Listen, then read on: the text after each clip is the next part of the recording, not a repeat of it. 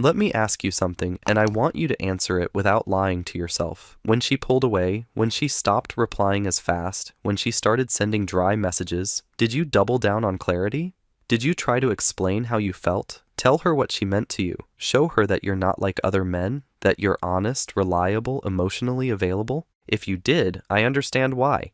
The world taught you to be clear. It told you women want vulnerability, openness, consistency. But here's the truth. She didn't pull away because she was confused. She pulled away because she wasn't. She had you figured out. You became readable, predictable, and that killed the tension, the very thing that feeds desire. Machiavelli would laugh at the modern man's obsession with being understood. He knew that power does not come from exposure. It comes from mystery. A prince never reveals his entire mind, even to his closest advisors. Why? Because once a man is fully known, he can be fully controlled. And a man who can be controlled is never feared, never desired, never remembered. If you're always explaining yourself, always justifying your silence, always making sure she's comfortable, then you've already lost the frame.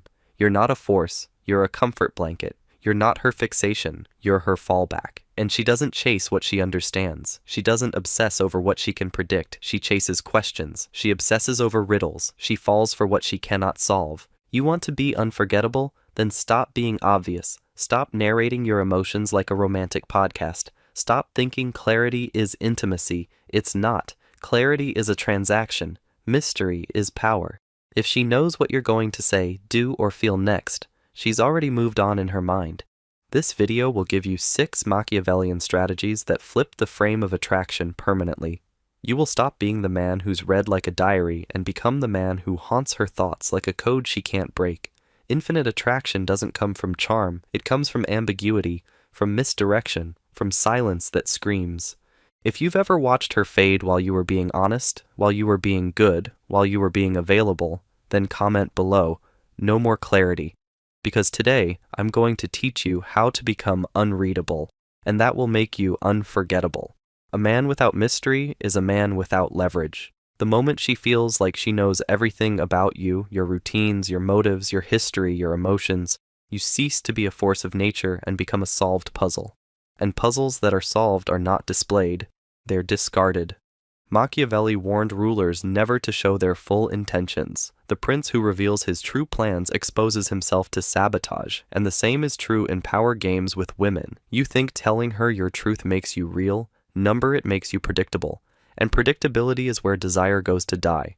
Once she can define you, she can discard you. Once she understands you, she no longer needs to chase you. You must become a man who walks with shadows at his back. She should feel close to you, without ever truly reaching you. She should see the surface, but wonder about the depths. She should hear your voice, but question what's unspoken. Not because you're manipulative, but because you understand the cold mechanics of tension and dominance. You are not cruel. You are calculated. Stop answering every question. Stop narrating your feelings like a therapist in training. Stop being afraid of pauses, of unsaid things, of subtle contradictions. The more she knows, the less she feels. And the more she questions, the more she's pulled in. Be gentle one moment, detach the next. Let her feel warmth, but never certainty. She must believe there is something you hold back, not out of fear, but out of strength. She must believe you are more than what she sees, and she must never, ever believe she's cracked your code. Machiavelli didn't win power by being understood. He won it by controlling what others thought they understood. You're not here to be explained. You're here to be experienced and questioned. And that questioning is the seed of obsession. She doesn't chase clarity, she chases closure. And if you never let her arrive, she'll never stop walking toward you. Comment, unreadable, if you've been too exposed before. And get ready, because in the next strategy, you'll learn how to blur the line between affection and indifference so sharply, she won't know whether to stay or run, and both will haunt her. There is no faster way to collapse desire than to give her certainty about how you feel. The moment she knows she has you, she stops reaching. The moment you make your praise obvious, expected, consistent, she files it away like background noise. Desire does not live in validation. It lives in ambiguity, in the subtle art of keeping her off balance. Just enough to want more, never enough to feel safe. Machiavelli understood this deeply. He wrote that a ruler must never allow his people to become too secure in his affection, because from certainty comes complacency, and from complacency comes betrayal. The same applies to attraction. When she knows you're always going to compliment her, always going to text back, always going to be sweet, you become the emotional equivalent of furniture: nice, present, predictable, and completely ignorable. To reverse this, you must learn to blur praise and indifference until she can't separate them. When she does something impressive, acknowledge it, but never with full warmth. Smile without gushing. Appreciate without attachment. Your approval must feel like a rare currency, not something printed daily and handed out for free. When she's waiting for a compliment that never arrives, she invests. When she's confused by your silence after a good date, she replays the night 100 times in her mind. You didn't lose her. You planted a seed of fixation. This is not cruelty. This is orchestration. Just as a general chooses when to strike, a man of power chooses when to affirm. Your silence must feel intentional, your compliments must feel earned, and above all, she must never know which version of you is walking through the door. That unpredictability is what turns casual interest into obsession. One day, you bring intensity. The next, cool detachment. One night, you linger in conversation. The next, you disappear into your own silence. And the more she tries to decode it, the more you rise in value. Not because you gave more, but because you gave less. Strategically, selectively, like Machiavelli would, if he were dating in your world today. Now ask yourself, when was the last time you said something too soon? Gave praise too easily? Explained a compliment because she looked confused? That was the moment you moved from powerful to predictable. If you want to blur the line so masterfully she mistakes your silence for meaning and your presence for privilege, then stay with me. The next strategy will teach you how to withhold emotional timing like a weapon, and how the delay of your reaction becomes the sharpest trigger of all. Comment: she doesn't get to feel safe. Desire is not created through access. It is created through delay. You think giving her instant responses, fast emotional returns, and immediate validation will make her feel valued. It makes her feel finished. And what is finished is not desired. It is archived, deleted, forgotten. A woman doesn't crave what she understands. She craves what she anticipates. And the anticipation is not built in what you give. It's built in what you withhold. You must learn the Machiavellian timing of emotional responses. Slow, measured, purposeful. Not because you're playing games, but because you're controlling the tempo of attraction like a master conductor controls a silent crowd. If your attention is expected, it loses weight. If your emotions are timed, they gain power. Consider this. She sends you a long text. You feel flattered, maybe even excited. You want to respond quickly, emotionally, fully. But if you do, the suspense is dead. The power is hers. But if you sit with it, if you let hours pass, not with malice, but with calm detachment, she begins to question. Is he busy? Did he lose interest? Was I too much? And now she's rereading her message instead of yours. That is emotional gravity. That is frame control. Machiavelli said that fortune favors those who control the timing of their moves, not those who rush into chaos. A man ruled by his impulses is not a prince. He is a servant, first to emotion, then to rejection. If you want to reverse this dynamic forever, you must break the internal urge to respond quickly. She texts? Wait. She hints at needing reassurance? Say less. She shows interest? Nod. Don't leap. Because if you are always ready, always immediate, always on call, then you are beneath her interest, not beside it.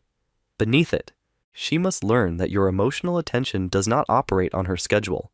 It is a luxury, rare, deliberate, and unpredictable. When you delay your reaction, you create room for desire. You make her wait, and in that space, she fills the silence with thoughts of you. With questions, with tension. And tension, not presence, is what builds obsession. Remember, the man who responds fast is the man who is forgotten fast, but the man who pauses, without apology, without explanation, is the one who holds the reins of the frame. Be that man, and watch as her mind spirals not from your action, but from your absence. If you've ever texted too fast, chased too soon, reacted too emotionally, comment no more rush. Because the next strategy will show you how to weaponize minimal speech. How saying less makes you felt more. Words are currency. The more you spend, the less they're worth. Every time you over-explain, over-text, over-express, you dilute your own presence. The man who speaks constantly, who always fills the silence, who narrates every emotion. He thinks he's building connection, but in truth, he's robbing himself of gravity. He is giving away his power syllable by syllable. Machiavelli understood this well. A prince gains more from what he withholds than from what he shares. His silence creates fear, and in fear, respect. His ambiguity forces others to interpret, and in that interpretation they project desire, fear, admiration. The ruler does not speak often. He speaks strategically. You must become this prince in every interaction. Stop flooding her with messages when she goes cold. Stop monologuing your feelings. Stop thinking she needs to understand you. She doesn't want understanding. She wants experience. You are not a podcast. You are not therapy.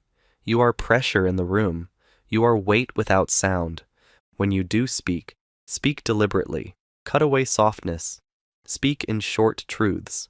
Never say what you can suggest. Never explain what you can embody. The fewer your words, the sharper their edge. She should feel that every sentence you speak carries weight, not because it's emotional, but because it's rare. If she pulls away, do not ask why. If she goes cold, do not protest. Say less. Observe more. Power is built in the pauses, in the held eye contact, in the messages not sent, in the reactions not given. Every moment you resist the urge to fill space, you expand it, and she will lean into that space looking for you. That is when she becomes addicted, not to your words, but to their absence.